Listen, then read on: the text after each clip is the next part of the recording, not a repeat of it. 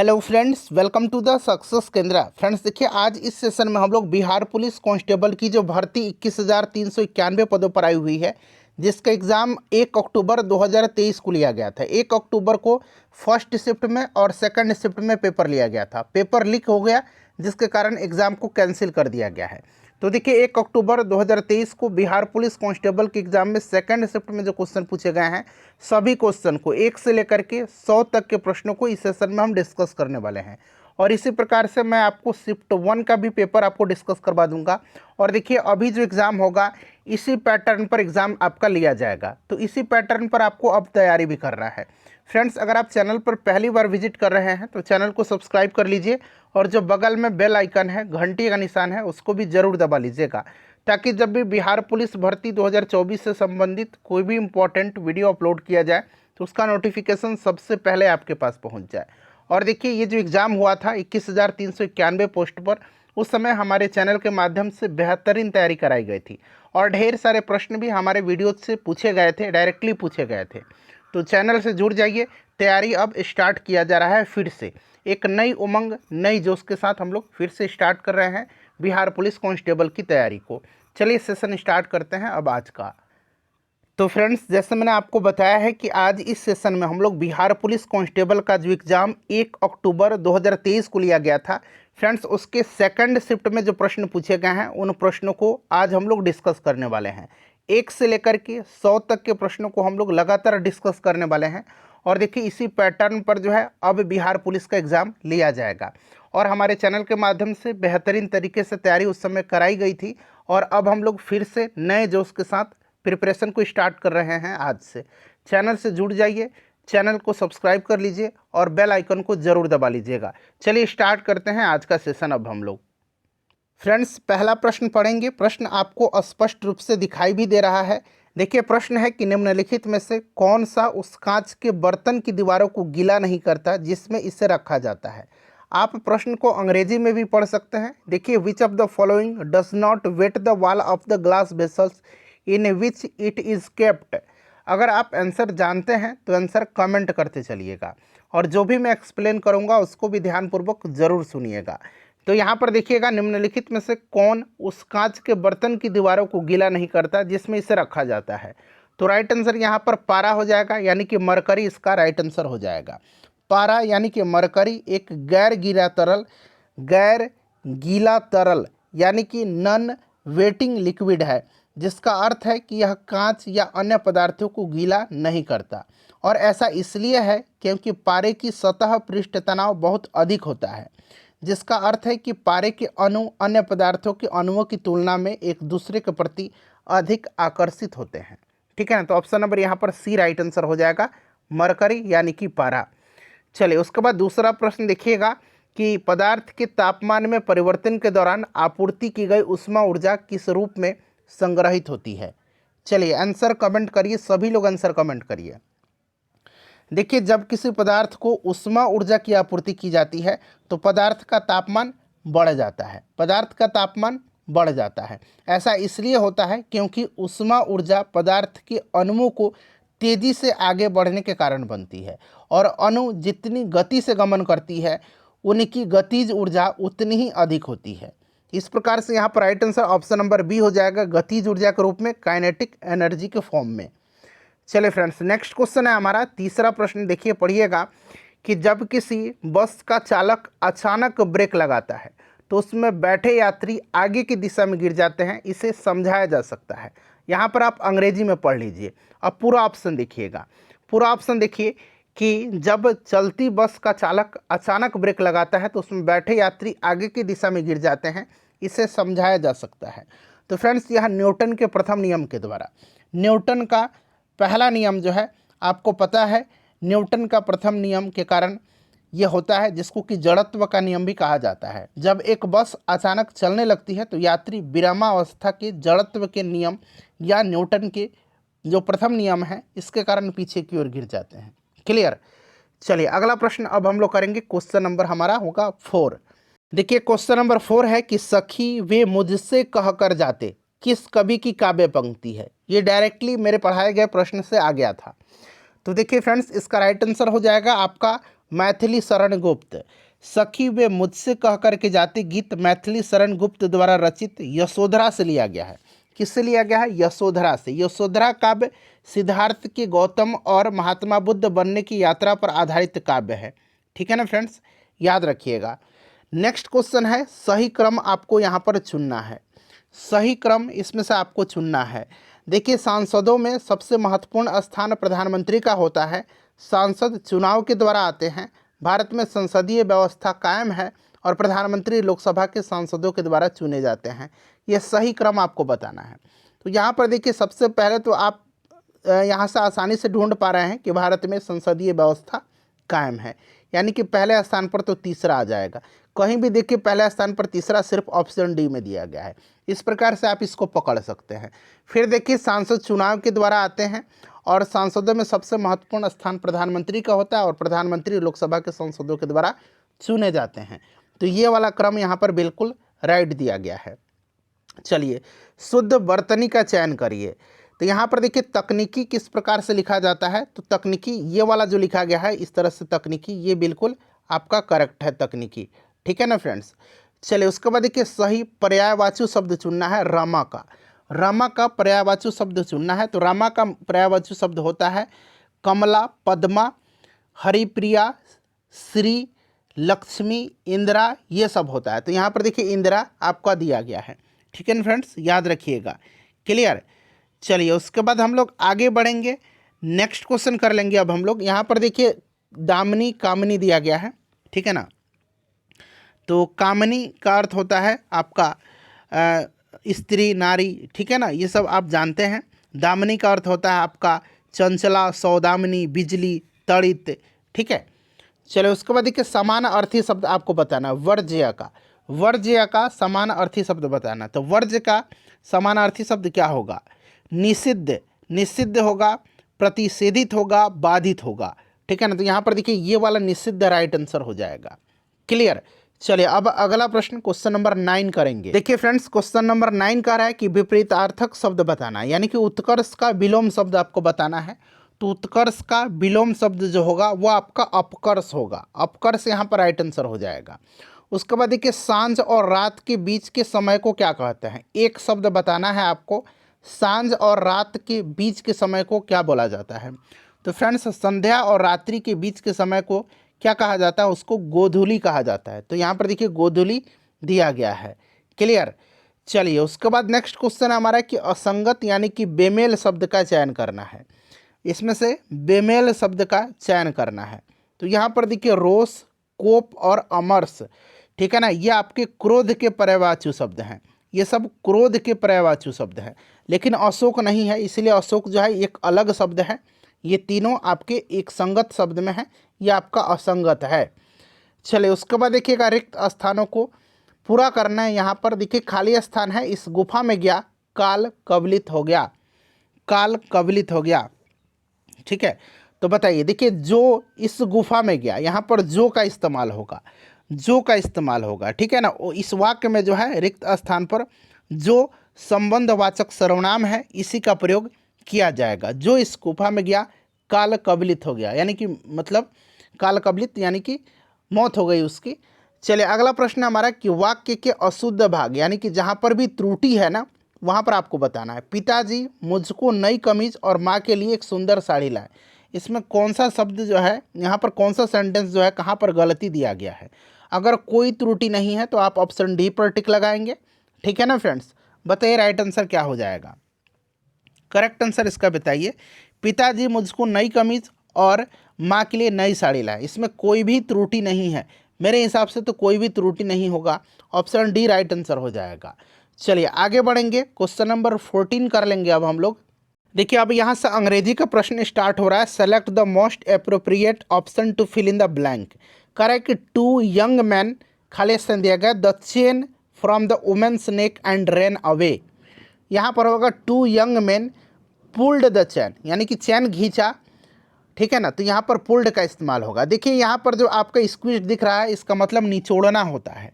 ठीक है ना, इस चीज़ को आप ध्यान रखिएगा, दबाना होता है। पुस्ट का मतलब धक्का देना होता है और टर्न का मतलब होता है मुड़ना, घूमना। तो ये सब तो होगा नहीं, यहाँ पर पुल्ड होगा। ठीक है ना। पुल्ड का मतलब होगा आपका खींचना, ठीक है। चलिए उसके बाद देखिएगा कि in the following questions a sentence has been given in direct speech out of 4 alternatives suggested select the one which best express the same sentence in indirect या direct speech. He said let Hari come with us mother I will take care of him. बताइए right answer यहाँ पर इसका क्या हो जाएगा। सभी option आपको दिख रहे हैं। तो यहाँ पर जो होगा फ्रेंड्स आपका करेक्ट आंसर यहाँ पर हो जाएगा कि he informed his mother to let Hari come with them as he would take care of him, ठीक है। तो यहाँ पर right answer option number B हो जाएगा, ठीक है। He informed to let Hari come with mother, ठीक है। यहाँ पर देखिए he informed his mother to let Hari come with them as he would take care of him. Clear. चलिए आगे बढ़ेंगे। अगला प्रश्न है कि in which of the following question choose the correctly spelled, यानी कि इसमें से जो फैबुलस लिखा गया है, फैबुलस का सही स्पेलिंग किस में लिखा गया है। फैबुलस का सही स्पेलिंग किस में लिखा गया है। देखिए फैबुलस जो है इस तरह से लिखा जाता है FABULOUS, फैबुलस। फैबुलस का मतलब शानदार होता है, एक्स्ट्रा ऑर्डिनरी होता है, यह एक एडजेक्टिव है, ठीक है ना। तो यहाँ पर देखिए फैबुलस लिखा कहाँ पर सही गया है, तो आप देख सकते हैं ये जो मैंने लिखा ना यही वाला FABULOUS, ठीक है ना। चले उसके बाद देखिएगा कि फिल अप द ब्लैंक, यानी कि खाली स्थान है। कनिष्क वाज इनिशिएटेड, खाली स्थान है, बुद्धिज्म बाय बुद्धिस्ट मॉन्क्स। बताइए यहाँ पर राइट आंसर क्या हो जाएगा। यहाँ पर करेक्ट आंसर यहाँ पर क्या हो जाएगा। कनिष्क वाज इनिशिएटेड, ठीक है ना। बताइए राइट आंसर यहाँ पर क्या हो जाएगा। इनटू होगा यहाँ पर, ठीक है ना। Kanishka was initiated into Buddhism by Buddhist monks, ठीक है।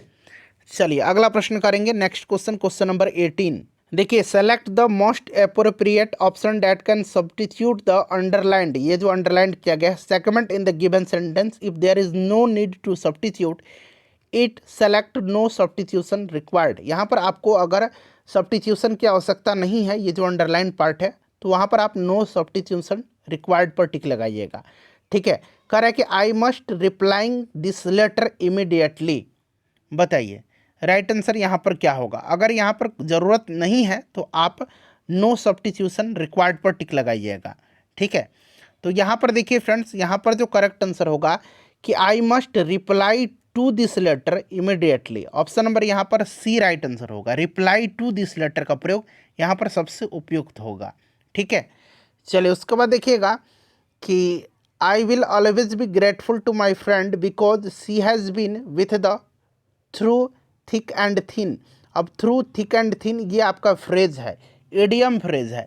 इसका मतलब क्या बताना है। तो अगर आप ध्यान से इस सेंटेंस को पढ़ेंगे तो आप इजीली आंसर बता पाइएगा। कह रहा है कि I will always be grateful to my friend, ठीक है। अपने दोस्त का यह हमेशा आभारी है, बिकॉज क्योंकि she has been with me, she has been with me, वे हमेशा मेरे साथ सुख और दुख में साथ रहा है, ठीक है ना। तो सुख और दुख में होगा थ्रू थिक एंड थिन, या इडियम है। तो राइट आंसर हो जाएगा in both good times and bad times, अच्छे दिन और बुरे दिन में। चलिए उसके बाद देखिएगा कि frame a question tag, question tag है यहाँ पर आंसर, ठीक है। He has gone to the railway station to see off his cousin. बताइए राइट आंसर यहाँ पर क्या होगा। बताइए राइट आंसर यहाँ पर क्या होगा। तो यहाँ पर देखिए फ्रेंड्स करेक्ट आंसर हो जाएगा यहाँ पर ऑप्शन नंबर ए, ठीक है ना। यहाँ पर करेक्ट आंसर आपका ऑप्शन नंबर ए हो जाएगा, ठीक है। चलिए उसके बाद अब नेक्स्ट क्वेश्चन हम लोग कर लेंगे। अगला प्रश्न है कि select the most appropriate synonym of the given word. Erect दिया गया है, इरेक्ट का आपको सिनोनिम बताना है, यानी कि समान अर्थी शब्द बताना है। इरेक्ट का मतलब होता है क्या, सीधा करना, ठीक है ना, सीधा करना होता है। और इसका जो यहाँ पर आपका सिनोनिम बताना है वो आपका हो जाएगा यहाँ पर रेज, ठीक है। रेज राइट आंसर हो जाएगा यहाँ पर। चलिए अगला प्रश्न करेंगे। रेज का मतलब भी होता है ऊपर उठाना, खड़ा करना, सीधा करना, ठीक है ना। और इरेक्ट का भी वही मतलब होता है। चलिए देखिए अब यहाँ पर अंग्रेजी में पहले प्रश्न को पढ़ लीजिए। Centre state relations in India are dependent upon, ठीक है ना। डिपेंडेंट यहाँ पर अब हिंदी में है कि भारत में केंद्र राज्य संबंध निर्भर है, भारत में केंद्र राज्य संबंध निर्भर है, तो फ्रेंड्स यह आपके संवैधानिक प्रावधानों पर, परंपराओं और प्रथाओं पर, न्यायिक व्याख्याओं पर, संवाद के लिए यांत्रिक पर, इन सब पर यह निर्भर करता है। ठीक है ना। तो 1 2 3 4 राइट आंसर हो जाएगा इसका, 1 2 3 और 4, जो कि ऑप्शन में यहाँ पर आप देख सकते हो उपरोक्त सभी दिया गया है। ठीक है। चलिए उसके बाद देखिएगा कि सार्वभौम संसद की अवधारणा किस देश के द्वारा दी गई थी। सार्वभौम यानी कि the concept of sovereign parliament was given by which country. तो फ्रेंड्स ये इंग्लैंड के द्वारा दिया गया था। ऑप्शन यहाँ पर ए राइट आंसर हो जाएगा। ठीक है। एक संप्रभु संसद की अवधारणा, ठीक है ना, एक संप्रभु संसद की अवधारणा का प्रावधान इंग्लैंड से लिया गया है। क्लियर। संसदीय संप्रभुता की अवधारणा को भारत सहित कई अन्य देशों के द्वारा अपनाया भी गया है, और संसदीय जो आपकी प्रणाली है इसको भी ब्रिटेन के संसद से लिया गया है, संविधान से लिया गया है। चलिए अगला प्रश्न करेंगे हम लोग। देखिए नेक्स्ट क्वेश्चन है कि भारतीय राष्ट्रीय ध्वज के अशोक चक्र में कितनी तीलियां होती हैं। ये प्रश्न बड़ा ही बिहार पुलिस में पूछा जाता है। तो आप सभी को पता है 24 तीलियां होती हैं। ठीक है ना। कितने तीलियां होती हैं, तो 24 राइट आंसर हो जाएगा, option number A correct answer हो जाएगा। ठीक है। चलिए उसके बाद नेक्स्ट क्वेश्चन करेंगे हम कि फ्रेटर्निटी का अर्थ क्या होता है। अच्छा, फ्रेटर्निटी का मतलब अगर हम हिंदी में बात करते हैं तो बंधुत्व होता है, और बंधुत्व एक ऐसा शब्द है जिसका अर्थ भाईचारे या घनिष्ठ मित्रता की भावना है। तो यहाँ देखिए भाईचारे की भावना, ऑप्शन नंबर यहाँ पर ए राइट आंसर हो जाएगा। ठीक है ना। इस चीज़ को आप ध्यान रखिएगा। चलिए उसके बाद नेक्स्ट क्वेश्चन है हमारा कि कंप्यूटर सॉफ्टवेयर जैसे विषय किसके अंतर्गत आते हैं। बताइए। कंप्यूटर सॉफ्टवेयर, ये भी प्रश्न मैंने कराया हुआ था।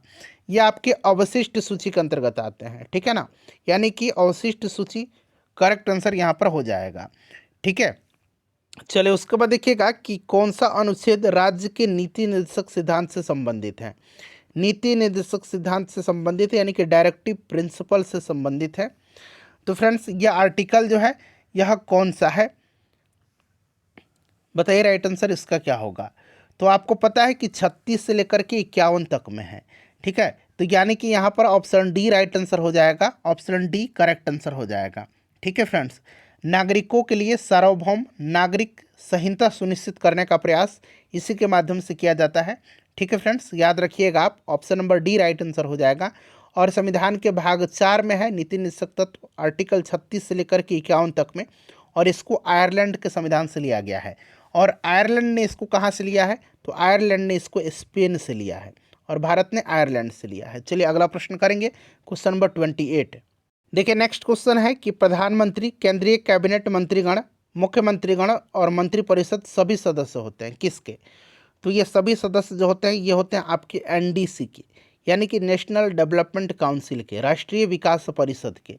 ठीक है फ्रेंड्स, इसको आप याद रखिएगा, राष्ट्रीय विकास परिषद के।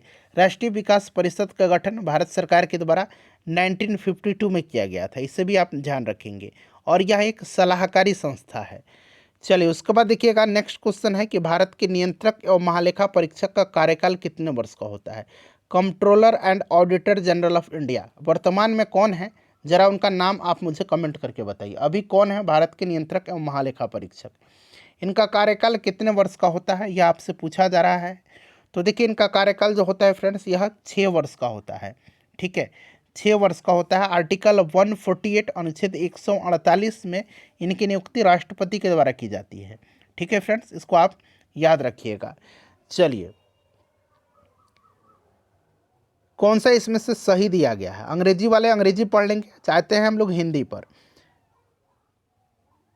भारतीय संविधान 3 प्रकार की नगर पालिकाओं का प्रावधान करती है, बिल्कुल सही है। 3 प्रकार की नगर पालिकाओं का प्रावधान करती है। एक नगर पालिका यानी कि नगर परिषद, दूसरा नगर पंचायत यानी कि नगर समिति, और तीसरा नगर निगम। तो ये आपका करेक्ट है। भारत में कैग की नियुक्ति भारत के प्रधानमंत्री के द्वारा की जाती है। अभी मैंने बताया था आर्टिकल 148 में इनकी नियुक्ति राष्ट्रपति के द्वारा की जाती है, तो ये गलत है। भारतीय संविधान की अनुसूची 11 में भाषाओं से संबंधित, जी नहीं, 8वीं अनुसूची में 22 भाषाओं का उल्लेख किया गया है, तो ये भी गलत हो गया। भारत के राष्ट्रपति का चुनाव 5 वर्ष के कार्यकाल के लिए किया जाता है, ये सही दिया गया है। तो सही आपका पहला और चौथा, तो पहला और चौथा ऑप्शन नंबर ए यहाँ पर करेक्ट हो जाएगा। ठीक है, चलिए अगला प्रश्न करेंगे। चलिए उसके बाद देखिएगा कि किस इतिहासकार ने अकबर द्वारा प्रतिपादित दीन ए इलाही को एक धर्म कहा था। अंग्रेजी में भी आप देख सकते हैं, अकबर ने दीन इलाही की स्थापना 1582 में किया था। इसे भी आप साथ साथ याद रखेंगे, ठीक है फ्रेंड्स। और देखिए फ्रेंड्स, दीन इलाही को एक धर्म कहा था अबुल फजल ने। किसने कहा था? अबुल फजल ने कहा था। देखिए, बंगाल का अंतिम स्वतंत्र शासक कौन था? बंगाल का अंतिम स्वतंत्र शासक कौन सा, यह आपसे पूछा जा रहा है। बताइए राइट आंसर क्या हो जाएगा। बंगाल का अंतिम स्वतंत्र शासक जो था, यह आपका सिराजुद्दौला था, नवाब सिराजुद्दौला। इनमें से कोई नहीं राइट आंसर हो जाएगा। और देखिए, बंगाल का अगर आपसे पूछा जाए कि पहले नवाब कौन थे, तो मुर्शीद कुली खान थे। और बंगाल के अंतिम नवाब कौन थे, तो मंसूर अली खान थे। ठीक है ना, मंसूर अली खान अंतिम नवाब थे ये। क्लियर, इसे भी आप याद रखेंगे। और अंतिम में स्वतंत्र पूछा गया है, तो स्वतंत्र नवाब सिराजुद्दौला था। चलिए, उसके बाद देखिएगा कि बांग्लादेश की स्वतंत्रता की घोषणा कब की गई थी। बांग्लादेश की स्वतंत्रता की घोषणा जो है कब किया गया था, बताइए इसका राइट आंसर क्या हो जाएगा। बांग्लादेश की स्वतंत्रता की घोषणा 1971 में किया गया था, 1971 में किया गया था। ठीक है ना, 1971 से पहले ये पाकिस्तान का हिस्सा हुआ करता था। ठीक है, याद रखिएगा 26 मार्च 1971 को बांग्लादेशी स्वतंत्रता आंदोलन के नेता बंगबंधु शेख मुजीबुर रहमान ने बांग्लादेश की स्वतंत्रता की घोषणा किया था। ठीक है, चले उसके बाद नेक्स्ट क्वेश्चन कर लेंगे हम लोग कि अफीम युद्ध किन दो देशों के बीच हुआ था। अफीम युद्ध किन दो देशों के बीच हुआ था। अफीम युद्ध दो चरण में हुआ था। पहला अफीम युद्ध हुआ था 1839 से लेकर के 1842 तक। फिर दूसरा अफीम युद्ध हुआ था 1856 से लेकर के 1860 तक। और ये अफीम युद्ध जो हुआ था, ये चीन और इंग्लैंड के बीच में हुआ था। ठीक है ना, चाइना और इंग्लैंड के बीच में अफीम युद्ध हुआ था। ठीक है फ्रेंड्स, इसको आप ध्यान रखिएगा। चलिए, सिंधु घाटी सभ्यता के लोग किसकी पूजा करते थे। सिंधु घाटी सभ्यता के लोग जो हैं, इंडस वैली सिविलाइजेशन में लोग किसकी पूजा करते थे। तो देखिए फ्रेंड्स, उस समय के जो वहाँ के निवासी थे, ये कई प्रकार की देवताओं की पूजा करते थे, जिनमें पशुओं के देवता जो पशुपति थे, ये भी शामिल थे। तो यहाँ पर ऑप्शन में पशुपति दिया गया है, पशुपति यहाँ पर राइट आंसर हो जाएगा। ठीक है ना, इसको आप ध्यान रखिएगा। साथ ही साथ ये अन्य देवताओं की भी पूजा करते थे, जिनकी पहचान की गई है। मातृ देवी की पूजा करते थे, एक सींग वाले देवता की पूजा करते थे, अग्नि देवता की भी ये पूजा करते थे। चलिए, अगला प्रश्न है हमारा। देखिए, नेक्स्ट क्वेश्चन है कि निम्नलिखित संतों में कौन महाराष्ट्र क्षेत्र में सक्रिय थे। महाराष्ट्र क्षेत्र में सक्रिय इनमें से कौन थे। तो फ्रेंड्स, ये एकनाथ थे। एकनाथ थे, महाराष्ट्र क्षेत्र में सक्रिय थे। और वह एक कवि, दार्शनिक और धार्मिक सुधारक थे। ठीक है ना, इसको आप ध्यान रख सकते हैं। देखिए 79, ठीक है ना, 79वीं ईस्वी में पर्वतीय ज्वालामुखी ने पोम्पोई शहर को राख में दफन कर दिया था। कौन सा ज्वालामुखी है जो पोम्पोई शहर को राख में दफन कर दिया था। तो फ्रेंड्स, ये माउंट विसुवियस ज्वालामुखी है। ठीक है ना, माउंट विसुवियस, याद रखिएगा, माउंट विसुवियस है। इसी तरह का प्रश्न जो है पूछा जाता है बिहार पुलिस में। चलो, उसके बाद देखिएगा कि निम्नलिखित में से कौन सा बिहार में घड़ियालों का प्रजनन स्थल है। घड़ियालों का प्रजनन स्थल जो है, यह आपका गंडक नदी है। गंडक नदी गंगा की सहायक नदी है, इसे आप ध्यान रखेंगे फ्रेंड्स। और यह भारत में जो है उत्तर प्रदेश और बिहार राज्य से होकर के बहती है, और सीमा का भी निर्धारण करती है उत्तर प्रदेश और बिहार के बीच में। ये सब तो आप जानते भी हैं। चलो, उसके बाद देखिएगा कि भारत में किस कंपनी ने चौथे राष्ट्रीय जल पुरस्कार में सर्वश्रेष्ठ उद्योग श्रेणी में प्रथम स्थान हासिल किया है। तो ये उस समय का करंट का क्वेश्चन था। एनटीपीसी बरौनी था, यह एनटीपीसी बरौनी राइट आंसर हो जाएगा। अगला प्रश्न देखेंगे। देखिए, ये भी उस समय का करंट का ही क्वेश्चन है, 2023 का। बिहार की निम्नलिखित हस्तियों में से किसको पद्मश्री 2023 से सम्मानित किया गया है। तो इसमें से सुभद्रा देवी को किया गया था। ठीक है, चलिए, उसके बाद देखिएगा कि पटना रांची वंदे भारत एक्सप्रेस के बारे में कौन सा कथन यहाँ पर सही दिया गया है। देखिए, यह बिहार में चलने वाली पहली वंदे भारत ट्रेन है, बताइए। और प्रधानमंत्री नरेंद्र मोदी ने इस 28 जून 2023 को रांची रेलवे स्टेशन से हरा झंडा दिखाया था। तो ऑप्शन यहाँ पर मेरे हिसाब से ए और बी दोनों होना चाहिए। ठीक है, चलो, उसके बाद देखिएगा कि मार्च 2023 में अनुसूचित वाणिज्यिक बैंकों का जीएनपी अनुपात क्या है। तो यहाँ पर देखिए 3.9 होगा, उस समय का करंट अफेयर का क्वेश्चन है। नेक्स्ट क्वेश्चन हमारा कि निम्नलिखित में से कौन सा भारत में गरीबी का कारण है। गरीबी का कारण भारत में कौन सा इसमें से। तो कम पूंजी निर्माण, बुनियादी ढांचे की कमी, जनसंख्या का दबाव, ये सभी हो जाएगा। ऑल ऑफ दीज यहाँ पर करेक्ट आंसर हो जाएगा। चलिए, नेक्स्ट क्वेश्चन करेंगे अब। चलिए, अगला प्रश्न है कि शकरकंद एक भूमिगत संरचना है जो भोजन का भंडारण करती है। ठीक है ना, भोजन का यह भंडारण करती है। और इसमें भोजन कहाँ बनता है? देखिए भोजन का भंडारण तो ये करती है जड़ में, लेकिन भोजन कहाँ बनता है? तो भोजन तो बनेगा पत्ती में ही। सोच समझ के इसका आंसर दीजिएगा, ऐसा नहीं कि आप लोग जड़ पर लगा दीजिएगा। पत्तियाँ राइट आंसर होगा, भंडारण जड़ में होगा लेकिन भोजन बनता है कहाँ पर? तो पत्तियाँ। ठीक है ना, इस चीज़ को आप ध्यान रखेंगे। चलो उसके बाद नेक्स्ट क्वेश्चन है हमारा कि रंग का खुलना और बंद होना किसके द्वारा किया जाने वाला कार्य है? रंग का खुलना और बंद होना किसके द्वारा किया जाने वाला कार्य है? बताइए राइट आंसर क्या हो जाएगा? तो ये गार्ड सेल्स का है, यानी कि रक्षक कोशिकाओं का है। ठीक है ना, गार्ड सेल का राइट आंसर यहाँ पर गार्ड सेल होगा। चलिए उसके बाद नेक्स्ट क्वेश्चन कर लेंगे। और देखिए यहाँ पर एस्टोमेटा भी आप ध्यान रख सकते हैं। देखिए एस्टोमेटा जो होता है ना, एस्टोमेटा पत्तियों की सतह पर छोटे छोटे छिद्र होते हैं जो पौधे और पर्यावरण के बीच में गैसों के आदान प्रदान की अनुमति देते हैं। देखिए गन्ने का जो लाल सड़न यानी कि रेड रॉट बीमारी जो है यह किसके कारण होती है? गन्ने में जो लाल सड़न है, रेड रॉट बीमारी है, यह किसके कारण होती है? तो फ्रेंड्स यह होती है एक कवक के द्वारा। इस कवक का नाम क्या है? कोलेटोट्राइकस फाल्केटम। ट्राइकस फाल्केटम के द्वारा होती है। चलिए उसके बाद नेक्स्ट क्वेश्चन है हमारा कि प्लाज्मा झिल्ली शब्द किसके द्वारा दिया गया था? प्लाज्मा मेम्ब्रेन वाज जो टर्म था गिवन बाय। तो फ्रेंड्स यह किसके द्वारा दिया गया था? Plasma membrane. तो यह शब्द दिया गया था आपका किसके द्वारा? तो ये दिया गया था जे क्यू प्लोवो का, ऑप्शन नंबर जे क्यू यानी कि जेनेट क्यू प्लोवो के द्वारा दिया गया था। चलिए अगला प्रश्न है हमारा। देखिए कृषि बीमा योजनाओं में शामिल हैं, कृषि बीमा योजनाओं में शामिल हैं। थोड़ा सा और जूम करता हूं ताकि आपको और भी अच्छा से दिखाई दे। कृषि बीमा योजनाओं में शामिल हैं यानी कि एग्रीकल्चरल इंश्योरेंस स्कीम इंक्लूड। बताइए राइट आंसर क्या हो जाएगा? तो फ्रेंड्स ये आपके प्रधानमंत्री फसल बीमा योजना और पुनर्गठित मौसम आधारित फसल बीमा योजना, यहाँ पर ए और बी दोनों यहाँ पर राइट आंसर हो जाएगा। ठीक है, चलिए उसके बाद नेक्स्ट क्वेश्चन कर लेंगे हम लोग कि ट्रिपल बॉटम लाइन की लोकप्रिय अवधारणा के संबंध में कौन सा कथन यहाँ पर सही है? ट्रिपल बॉटम लाइन, ठीक है ना, ट्रिपल बॉटम लाइन TBL किसी कंपनी के सामाजिक, पर्यावरणीय और आर्थिक प्रभाव के संदर्भ में उसके प्रदर्शन को मापने के लिए एक रूपरेखा है। इसमें 3P है, ठीक है ना। एक P से आपका पीपल हो जाएगा, दूसरा से प्लानट हो जाएगा और तीसरा से प्रॉफिट हो जाएगा। क्लियर?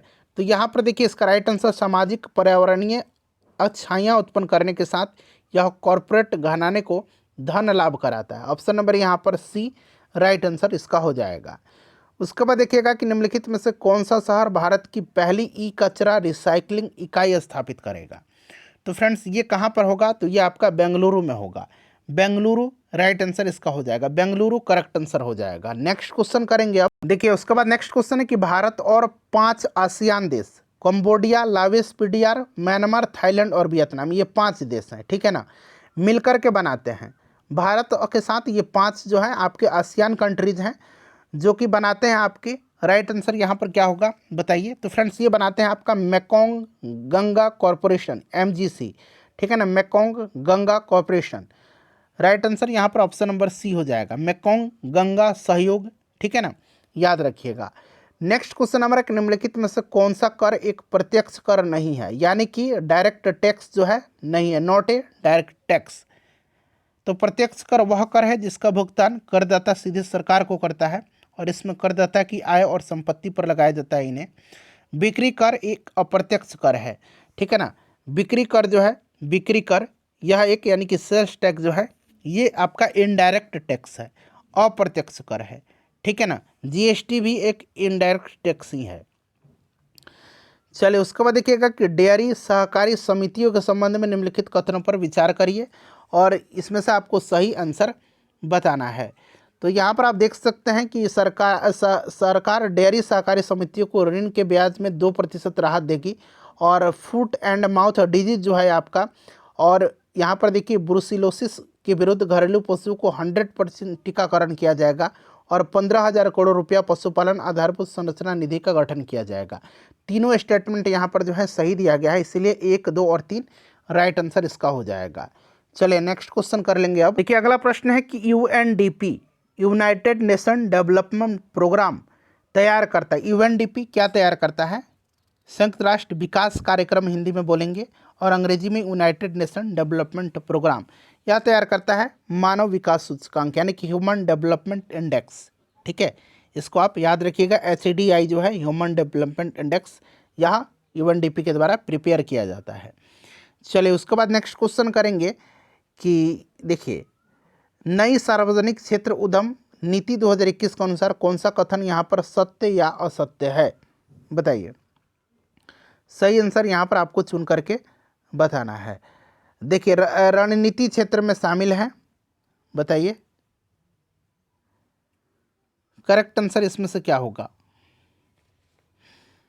तो फ्रेंड्स यहाँ पर आप देख सकते हैं इसका जो करेक्ट आंसर होगा वो आपका हो जाएगा 1 और 2 दोनों सत्य हैं। यहाँ पर आप देख सकते हैं रणनीति क्षेत्र में परमाणु ऊर्जा, अंतरिक्ष एवं प्रतिरक्षा, परिवहन एवं दूरसंचार, पावर, पेट्रोलियम, कोयला और अन्य खनिज, बैंकिंग, बीमा और वित्तीय सेवाएं, ये सब शामिल हैं। और सिर्फ एक सरकारी कंपनी को रखा जाएगा, अवशिष्ट को विलीन, निजीकरण यानी कि बंद कर दिया जाएगा। तो यहाँ पर ऑप्शन सी 1 और 2 दोनों यहाँ पर आपके सत्य दिए गए हैं। ठीक है, चलिए नेक्स्ट क्वेश्चन करेंगे। अब देखिए, इसमें से सही उत्तर का चयन करना है। देखिए, आधुनिक भारतीय सिक्के सांकेतिक सिक्के हैं। आधुनिक भारतीय सिक्के सांकेतिक सिक्के हैं, सही है। और देखिए, क्यूप्रोनिकल धातु का उपयोग पिघलाने को हतोत्साहित करने के लिए किया जाता है, ये भी सही है। और सिक्का निर्माण अधिनियम 2011 सिक्कों को पिघलाने पर रोक लगाता है, ये भी सही है। तो यहाँ पर तीनों के तीनों यहाँ पर आपके सही दिए गए हैं। उसके बाद देखिए, निम्नलिखित प्रश्न में वह अक्षर श्रृंखला ज्ञात कीजिए जो दिए गए नियम का पालन करती है। श्रृंखला के आसन्न अक्षरों के बीच छोड़े गए अक्षरों की संख्या 3 के गुणज हैं। अब यहाँ पर देख लीजिएगा, ये रीजनिंग का प्रश्न है और मैं इसका आंसर आपको बताते चलता हूँ। ठीक है ना, रीजनिंग और मैथ का मैं आपको आंसर बताते चलूँगा। इस आकृति में आपको पूछा गया है कि यहाँ पर क्वेश्चन मार्क पर क्या आएगा। तो 3 का स्क्वायर 9 करेंगे, 9 के स्क्वायर 81 होगा, 81 के स्क्वायर आपका ये आपका इतना हो जाएगा। तो यहाँ पर आपका 9 करेक्ट आंसर हो जाएगा। ठीक है ना, चलिए नेक्स्ट क्वेश्चन करेंगे। अब देखिए, ये भी रीजनिंग का ही क्वेश्चन है, सेटिंग अरेंजमेंट का है। कह रहा है कि JH, QS, XL और I एक सीधी पंक्ति में दक्षिण दिशा की ओर मुख करके बैठे हैं। ठीक है, मान लीजिए फ्रेंड्स, ये आपका यहाँ पर देखिए, ये आपका नॉर्थ हो गया और ये आपका साउथ हो गया। तो ये दक्षिण दिशा की तरफ इधर से मुँह करके सब लोग बैठे हुए हैं। ठीक है, तो इस तरह से आप इसको बना सकते हैं। और कह रहा है कि ज़रूरी नहीं है कि उपरोक्त क्रम में ही हो, यानी कि इसी क्रम में हो। अब यहाँ से प्रश्न स्टार्ट होता है। ठीक है, कह रहा है ये नॉर्थ है, ये साउथ है। कह रहा है कि J और Q के बीच में, यानी कि मान लीजिए यहाँ पर अगर J है और यहाँ पर अगर आपने Q माना, तो कह रहा है कि J और Q के बीच में जो है, यहाँ पर देखिए 2 व्यक्ति बैठे हुए हैं। मान लीजिए यहाँ कोई 2 व्यक्ति बैठा हुआ है। ठीक है, और कह रहा है कि X जो है या J और S के बीच में बैठा हुआ है। तो ये सिंपल सा क्वेश्चन है कि ये आपका यहाँ पर X होगा और ये बैठा हुआ है किसके बीच में, ये बैठा हुआ है आपका S के बीच में। ठीक है, अब कह रहा है कि H के दाईं ओर दूसरा स्थान पर बैठा हुआ है। ठीक है, ये X जो है आपके H के दाईं ओर दूसरे स्थान पर बैठा हुआ है। इधर साउथ में मुँह करके बैठे हुए हैं, तो दाहिने ओर तो यहीं X आएगा ना। अब कह रहा है कि LQ के बाईं ओर दूसरे स्थान पर बैठा है। LQ के बाईं ओर दूसरे स्थान पर बैठा हुआ है, यानी कि L हो गया और बच गया अब I। सिंपल सा क्वेश्चन है। अब इसको आप आसानी से बता सकते हैं कि J के बाईं ओर कौन बैठा हुआ तीसरे स्थान पर। तो ये J है, इसके बाईं ओर तीसरा स्थान पर H बैठा हुआ है। मेरे हिसाब से देख सकते हैं कौन बैठा हुआ है। हाँ, बाईं ओर कौन सा स्थान पर पूछ रहा है, तीसरे स्थान पर। क्वेश्चन क्या कर रहा है कि J के बाईं ओर तीसरा स्थान पर बैठा हुआ है। ये आपका J है बाईं ओर तीसरा स्थान पर। ठीक है, राइट आंसर इसका आपका आसानी से आप ढूंढ लेंगे। चलिए उसके बाद कह रहा है कि इसमें interchange the correct the given equation. ठीक है, अब इसमें से देख रहा है कि किसको इंटरचेंज करेंगे हम, सही करने के लिए कौन सी 2 संख्याओं को आपस में बदलना है। तो यहाँ पर देखिए, आप 32 और 16 को बदल दीजिए। तो यहाँ पर आपका 32 की जगह पर 16 आ जाएगा और यहाँ पर ये आपका 32 आ जाएगा। जब इसको सॉल्व करेंगे तो इधर भी 31 आ जाएगा और राइट हैंड साइड में तो 31 है ही। तो इस तरह से आप इसको सॉल्व करेंगे। ठीक है, तो 16 और 32 को यहाँ पर आप चेंज करेंगे। ठीक है, करके आप देख लीजिए एक बार। देखिए, ये भी सिंपल सा आकृति है। पूछ रहा है यहाँ पर क्या आएगा, यहाँ पर इस तरह से आकृति है, तो इधर कैसा आकृति आएगा, इस तरह से वाली आकृति आएगा। इस वाली, तो यहाँ पर देखिए ये वाली आकृति आएगा।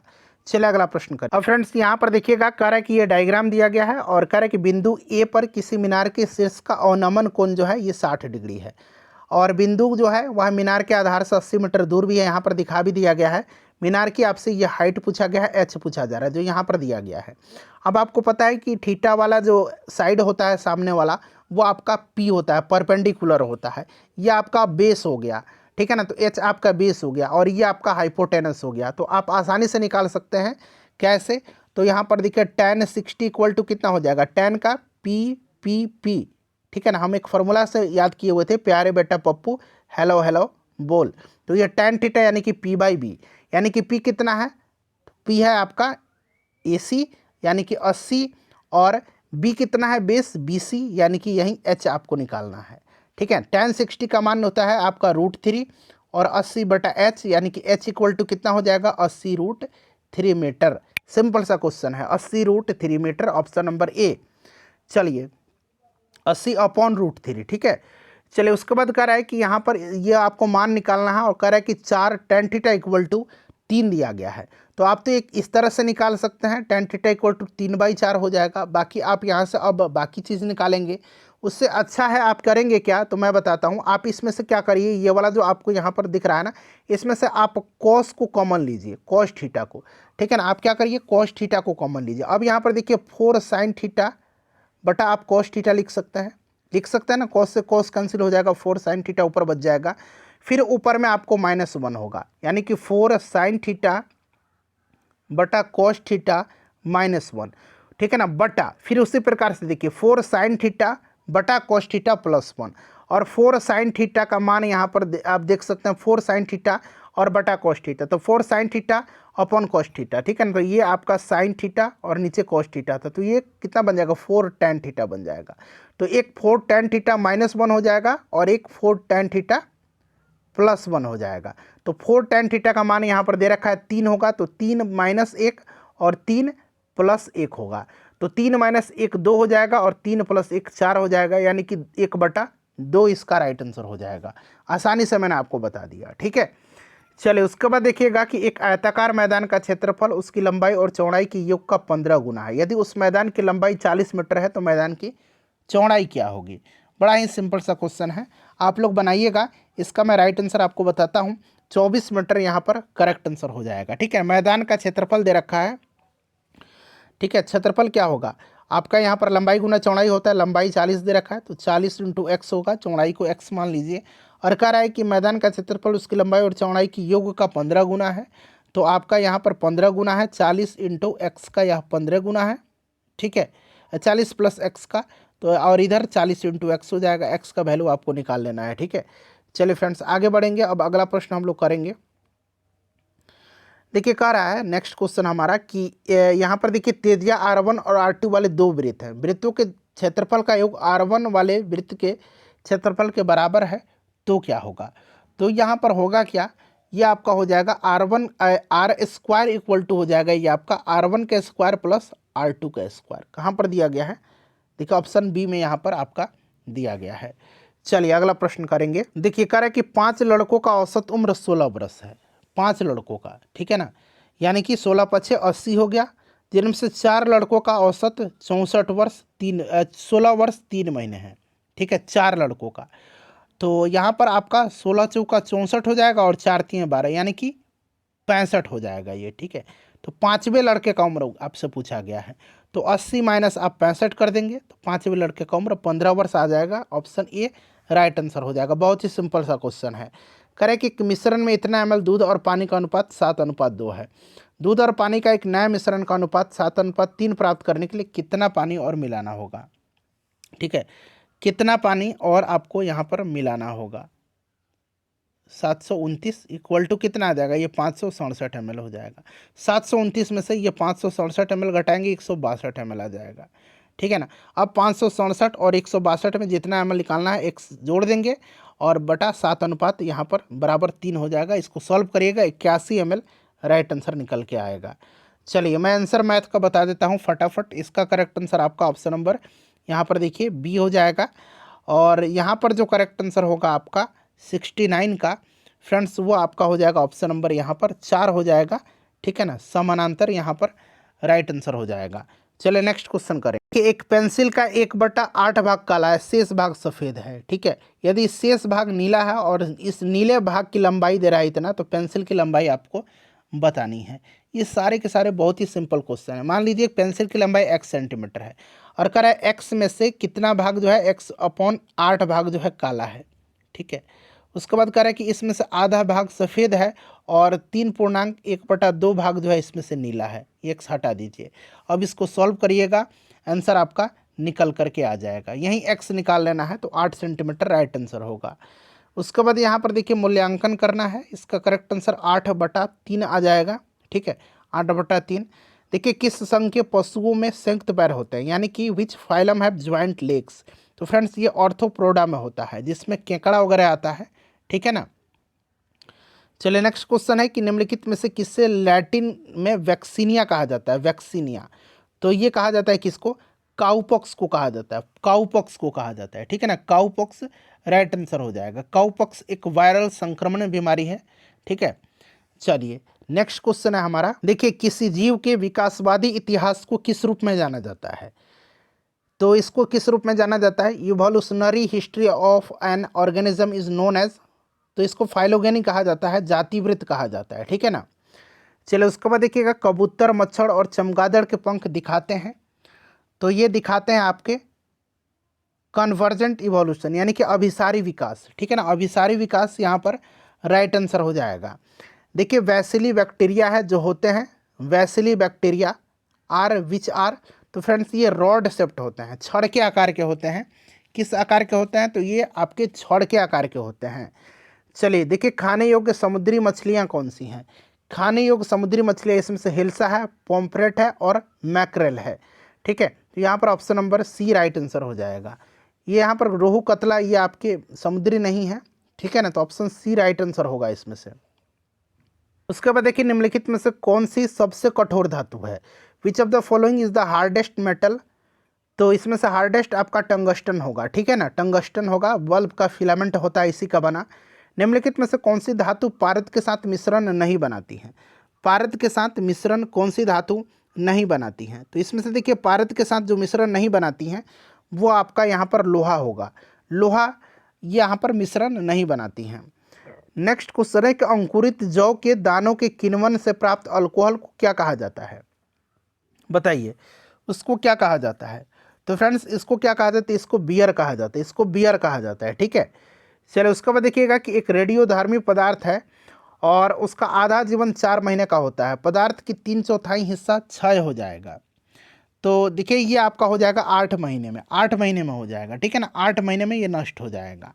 चलिए नेक्स्ट क्वेश्चन है हमारा, ये वाला प्रश्न देखिए सिंपल सा क्वेश्चन है, जब पानी में इनो साल्ट डाला जाता है तो बुलबुले बन जाते हैं, इसका कारण क्या है। जब आप इनो को पानी में डालते हैं, आपने पिया भी होगा, तो बुलबुला बनता है, क्योंकि कार्बन डाइऑक्साइड गैस बाहर निकलता है इसी के कारण, ठीक है ना।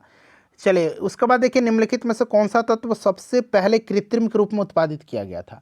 सबसे पहले कृत्रिम के रूप में उत्पादित किया गया था, ये टेक्नीशियम है। यहाँ पर देखिएगा टेक्नीशियम दिया गया, ऑप्शन नंबर डी यहाँ पर राइट आंसर हो जाएगा। टेक्नीशियम पहला तत्व था, ठीक है। चलिए उसके बाद देखिएगा कि निम्नलिखित में से किस तत्व में न्यूट्रॉन नहीं होता है। न्यूट्रॉन किस में नहीं होता है, तो हाइड्रोजन एकमात्र ऐसा तत्व है जिसमें न्यूट्रॉन नहीं होता है, तो हाइड्रोजन यहाँ पर राइट आंसर हो जाएगा।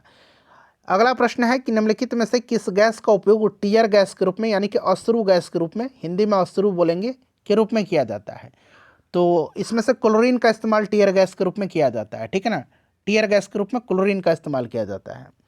उसके बाद देखिए बर्तनों पर नॉन स्टिक सतह कोटिंग बनाने के लिए किसका उपयोग किया जाने वाला जो पॉलीमर है, तो नॉन स्टिकी में आपका टेफ्लॉन का इस्तेमाल किया जाता है। टेफ्लॉन न चिपकने वाले जो बर्तन होते हैं उनके सतह पर किया जाता है इस्तेमाल, नॉन स्टिकी बर्तन में आपने देखा होगा, ठीक है ना। टेफ्लॉन जो है यह पॉलीटेट्रा फ्लोरोएथिलीन का बहुलक है, ध्यान रखेंगे। अगला प्रश्न करिए। चलिए देखिएगा कि निम्नलिखित में से कौन सा शहर जहाज के निर्माण से संबंधित है। तो जहाज के निर्माण से इसमें से जो संबंधित शहर है ना, इसमें से आपका एंटवर्प है, ट्राइस्टे है और यहाँ पर देखेंगे आप हैम्बर्ग है, यानी कि पहला, दूसरा और चौथा राइट आंसर होगा। पहला, दूसरा और चौथा राइट आंसर होगा। यहाँ पर देखिए मिन्स्क जो है, मिन्स्क जो है फ्रेंड्स ये बेलारूस की राजधानी है और ये जहाज निर्माण से संबंधित नहीं है, ठीक है ना। चलो उसके बाद देखिएगा कि निम्नलिखित में से किसे लाल नदी और नीली नदी वादियों की भूमि के रूप में कहा जाना जाता है, लाल नदी और नीली वादियों की भूमि के रूप में, ठीक है। तो ये जाना जाता है आपको असम को, किसको, असम को जाना जाता है। यहाँ पर असम राइट आंसर हो जाएगा, ठीक है फ्रेंड्स, असम करेक्ट आंसर हो जाएगा। चलिए अगला प्रश्न करिए। देखिए नेक्स्ट क्वेश्चन है कि आर्कटिक में भारत के वैज्ञानिक एवं शोध अभियान के संबंध में कौन सा कथन यहाँ पर सही दिया गया है, ठीक है। इसमें से पूछा जा रहा है कि कौन सा कथन यहाँ पर आपका सही दिया गया है। तो यहाँ पर देखिएगा आर्कटिक में प्रथम वैज्ञानिक बेस स्टेशन दक्षिणी गंगोत्री था और वर्तमान में दक्षिण गंगोत्री का उपयोग आपूर्ति बेस और परागमन शिविर के रूप में किया जाता है। वैज्ञानिक गतिविधियों के लिए मैत्री स्टेशन पूरे वर्ष में आबाद रहता है। ये तीनों स्टेटमेंट यहाँ पर सही दिया गया है, तीनों स्टेटमेंट जो है यहाँ पर आपका सही दिया गया है, ठीक है ना। तो यहाँ पर करेक्ट आंसर आपका ऑप्शन नंबर डी हो जाएगा, 1, 2 और 3 राइट आंसर हो जाएगा, ठीक है। चलिए अगला प्रश्न करेंगे। देखिए कि आर्कटिक क्षेत्र और अंटार्कटिका महाद्वीप स्थित हैं। तो फ्रेंड्स ये कहाँ पर स्थित है, आर्कटिक क्षेत्र और अंटार्कटिका महाद्वीप, तो ये स्थित है आपके उत्तरी और दक्षिणी ध्रुवों के निकट, the north and south pole के नज़दीक में है, ठीक है ना। चलिए नेक्स्ट क्वेश्चन करेंगे हम लोग। देखिए अब रेलवे जोन दिया गया है और उनका हेडक्वार्टर दिया गया है, मिलान करना है, इस तरह से प्रश्न पूछा जाता है, ठीक है ना।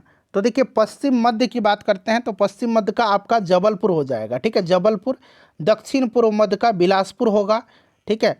पूर्व मध्य का बार बार पूछा जाता है हाजीपुर होगा, इसको आप ध्यान रखिएगा। और उत्तर पूर्वी का आपका गोरखपुर हो जाएगा, ठीक है। इसको अब आप लोग मिला लीजिएगा, ऑप्शन यहाँ पर 2 राइट आंसर हो जाएगा, बी। चलिए उसके बाद देखिए 100% सौर ऊर्जा पर चलने वाला भारत का पहला केंद्र शासित प्रदेश कौन सा है। 100% सौर ऊर्जा पर चलने वाला, संचालित होने वाला पहला केंद्र शासित प्रदेश जो है फ्रेंड्स यहाँ दीव है। कौन सा है, दीव है, याद रखिएगा। चलिए अगला प्रश्न करेंगे अब हम लोग। नेक्स्ट क्वेश्चन है, अंग्रेजी वाले अंग्रेजी में पढ़ लीजिए, हम लोग हिंदी पर आते हैं। देखिए केंद्र शासित प्रदेश पुदुचेरी के संबंध में निम्नलिखित कथनों पर विचार करें और उपरोक्त में से कौन सा कथन सही है, यहाँ से आपको चुन करके आंसर बताने हैं। देखिए केंद्र शासित प्रदेश पुदुचेरी के संबंध में निम्नलिखित कथनों पर विचार करें। यह पूर्व में बंगाल की खाड़ी और शेष 3 दिशाओं में तमिलनाडु से घिरा हुआ है। बिल्कुल ये करेक्ट दिया गया है। और केंद्र शासित प्रदेश पुदुचेरी में 4 छोटे असंबद्ध जिले हैं और ये 4 छोटे असंबद्ध जिले जो हैं ये पुडुचेरी, कराईकल, माहे और यनम है। तो ये भी आपका सही दिया गया है। तो इस प्रकार से आपका 1 और 2 दोनों करेक्ट आंसर हो जाएगा। उसके बाद देखिएगा कि वाणिज्यिक अनाज कृषि का एक महत्वपूर्ण फसल कौन सा है, इसमें से वाणिज्यिक अनाज कृषि का एक महत्वपूर्ण फसल जो है अनाज कृषि का, ठीक है ना। तो यहाँ पर गेहूँ राइट आंसर हो जाएगा, ठीक है ना। कमर्शियल ग्रेन कल्टीवेशन, तो यहाँ पर आपका गेहूँ राइट आंसर हो जाएगा। उसके बाद देखिए परावर्तन के नियम सत्य हैं, यानी कि the laws of reflection hold true. परावर्तन के 2 नियम हैं, ये चीज़ आपको याद रखना है। और ये जितने भी आपके दर्पण हैं, परावर्तक सतह हैं, ये सबके लिए सही है, यानी कि सभी परावर्तक सतह के लिए, ऑल रिफ्लेक्टिंग सरफेसेस के लिए। चलिए नेक्स्ट क्वेश्चन करेंगे हम। देखिए नेक्स्ट क्वेश्चन है कि which is a better conductor, यानी कि कौन सा इसमें से बेहतर कंडक्टर है। तो इसमें से बेहतर कंडक्टर जो है फ्रेंड्स ये नाइक्रोम है, ठीक है। नाइक्रोम इनकी तुलना में बेटर कंडक्टर है। चलिए खगोलीय दूरबीन द्वारा बनाई गई छवि होती है, खगोलीय दूरबीन द्वारा बनाई गई छवि जो होती है ये किस प्रकार की होती है, तो ये आभासी और आवर्धित होती है, यानी कि वर्चुअल और मैग्नीफाइड होती है, ठीक है ना फ्रेंड्स, इसको आप ध्यान रखिएगा। चलिए उसके बाद नेक्स्ट क्वेश्चन हमारा कि ध्वनि की तीव्रता किसके संदर्भ में मापी जाती है। ध्वनि की तीव्रता जो है ये मापी जाती है आयाम के रूप में। यहाँ पर देखिए आपका एम्पलीट्यूड हो जाएगा, ठीक है ना। ध्वनि की तीव्रता आयाम के रूप में मापी जाती है, ठीक है। आयाम जितना अधिक होगा ध्वनि उतनी ही तेज होगी। चलिए उसके बाद नेक्स्ट क्वेश्चन है हमारा कि फोटोस्टेट मशीन निम्नलिखित में से किस तकनीक पर कार्य करता है। फोटोस्टेट मशीन जो है यह किस तकनीक पर कार्य करता है, तो यह इलेक्ट्रोस्टैटिक इमेज मेकिंग पर, यानी कि इलेक्ट्रोस्टैटिक छवि निर्माण की तकनीक पर यह काम करता है। उसके बाद देखिए खगोलीय इकाई औसत दूरी है, एक खगोलीय इकाई औसत दूरी है, यह पृथ्वी और सूर्य के बीच का, द अर्थ एंड द सन के बीच में। फ्रेंड्स पूरा 100 क्वेश्चन शिफ्ट 2 1 अक्टूबर 2023 Bihar police constable question paper मैंने आपको कराया हुआ है और फर्स्ट शिफ्ट का भी मैं इसी प्रकार से आपको करवा दूंगा। लाइक कर दीजिए और फ्रेंड्स इसको शेयर कर दीजिए।